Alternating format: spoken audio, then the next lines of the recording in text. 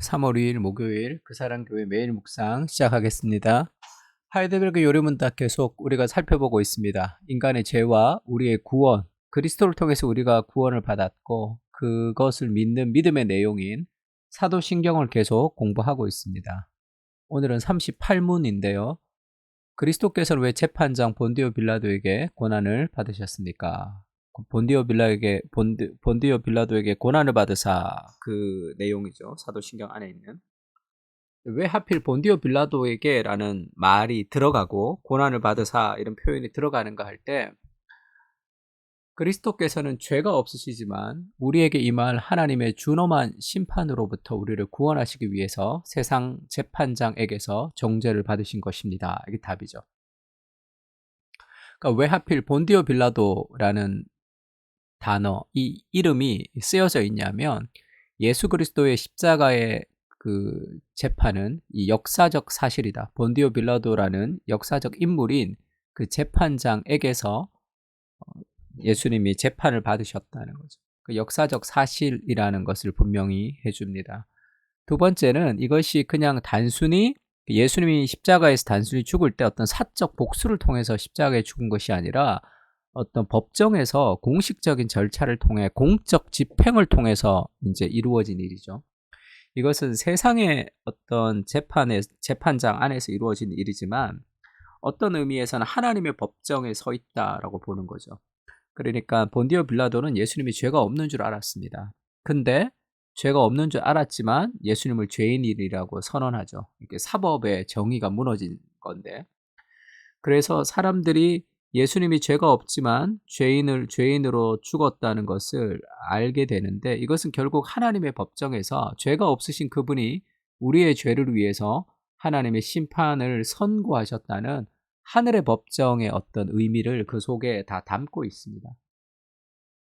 그리고 우리가 이제 그 고린도후서 5장 21절에 보면, 하나님이 죄를 알지도 못하신 이를 우리를 대신하여 죄로 삼으신 것은, 왜 그런 억울한 일이 있었나? 우리로 하여금 그 안에서 하나님의 의가 되게 하려 하심이라. 그러니까 죄가 없으신 그분이 이 우리를 대신해서 죄로 죽으셨고, 우리가 결국 하나님의 의를 얻게 되었다. 그렇게 이야기를 하면서 그것을 가장 잘 보여주는 사건으로 본디오 빌라도와 고난을 받으신 사건이 있습니다. 본디오 빌라도에서 좀 생각해야 될 텐데, 사도신경을 할 때 본디오 빌라도에게 고난을 받았다고 수많은 전 세계 사람들이 사도신경을 고백할 때마다 이 악명 높은 이름으로 본디오 빌라도가 등장하죠. 본디오 빌라도가 좀 억울하다. 왜 자기가 재판을 해서 평생 본디오 빌라도에게 고난을 받으셨다라고 이 표현이 있느냐, 그렇게 생각할 수도 있는데, 본디오 빌라도는 우리가 좀 살펴볼 필요가 있습니다. 전에도 우리가 40일 사순절 할 때도 살펴봤는데, 본디오 빌라도는 나는 그에게서 아무 죄도 찾지 못하였노라 하면서 예수님이 죄가 없다는 것을 알았습니다. 재판장인 판사가 그 피고인 사람을 봤는데 그 사람이 죄가 없다는 걸 알았어요. 그럼 어떻게 해야 됩니까? 그럼 무죄를 선고하면 되죠. 근데 빌라도는 그렇게 하지가 않습니다. 먼저 회피하죠. 빌라도가 지금 그 자기에게 재판이 왔는데 그것을 회피해서 이 관할이 헤롯의 관할인 줄 알고 헤롯에게로 보내버립니다. 자기가 안 하는 거죠. 정치적인 부담을 지고 싶어 하지 않는 아주 약삭빠른 그런 존재라는 것을 알 수 있습니다. 다시 자기에게 돌아오는 거예요. 그러니까 다시 재판을 할 때도 그렇게 얘기합니다. 헤롯이 또한 그렇게 하여 그를 우리에게 도로 보내었도다. 그러니까 다시 헤롯에게 갔다가 다시 왔단 말이에요. 예수님에 대한 재판이.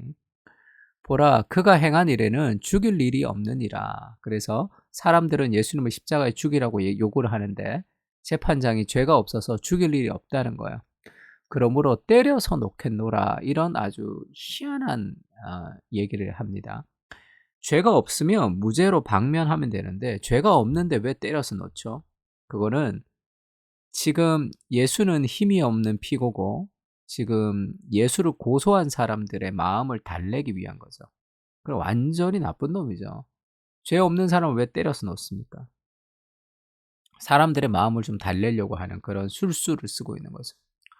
그러면서 또 그렇게 얘기해요. 명절이 되면 총독이 무리의 청원대로 죄수 한 사람을 놓아주는 전례가 있는데 바라바라 하는 아주 악독한 죄수와 예수를 놓고 둘 중에 너희에게 놓아주게 누구를 놓아주기를 원하느냐, 바라바냐 그리스도냐, 이제 그런 식으로 해서 또 자신의 죄를 한 번 더 넘어가려고 그런 작전을 펼치는 거죠.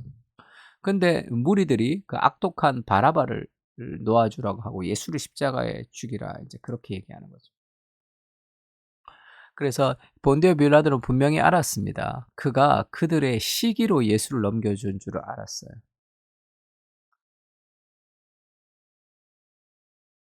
그리고 결국은 빌라도가 예수님이 죄가 없는 줄 알았지만 어떤 약간 그 사람들과 타협을 하면서 자기가 그 부담을 지지 않기 위해서, 무죄로 방면했을 때 받을 정치적 부담을 주지 않기 위해서 교묘하게 머리를 쓰다가 결국은 십자가에 못 박게 내어주죠.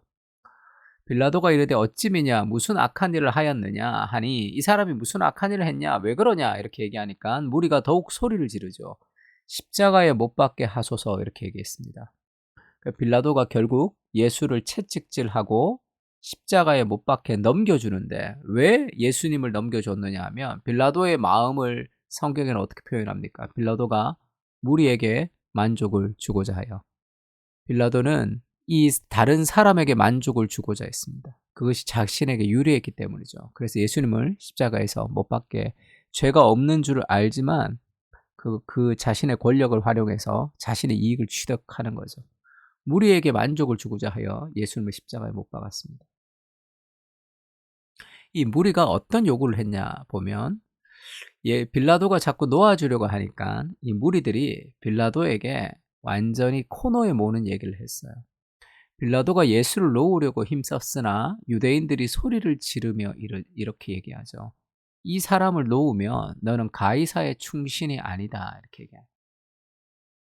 왜냐하면 이 예수는 자기를 왕이라고 얘기한다.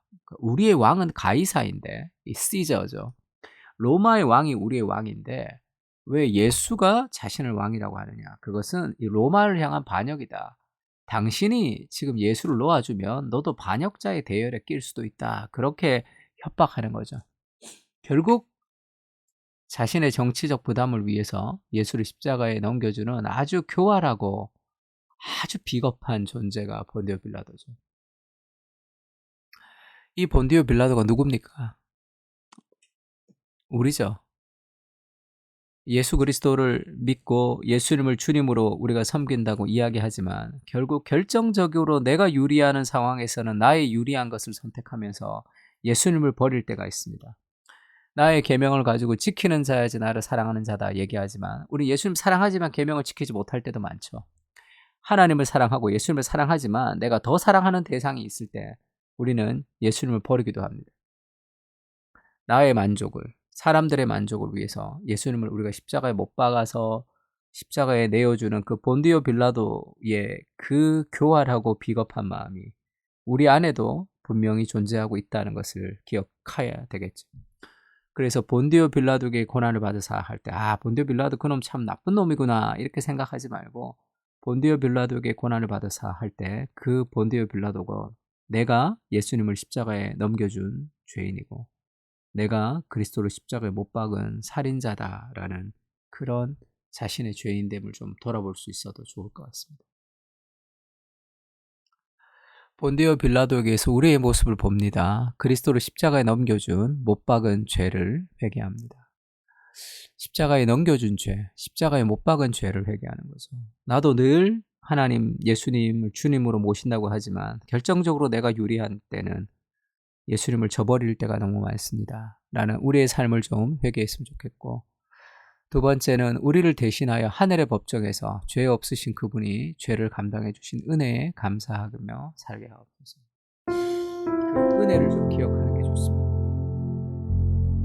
우리 자꾸 잊어버릴 때가 많죠. 그리고 우리 교회, 그 사랑교회 공동체가 그리스도 죽인 죄를 회개하고 나를 대신하여 돌아가신 은혜에 감사하는 공동체가 되십니다. 세 가지 기도 제목 가지고 같이 기도하겠습니다.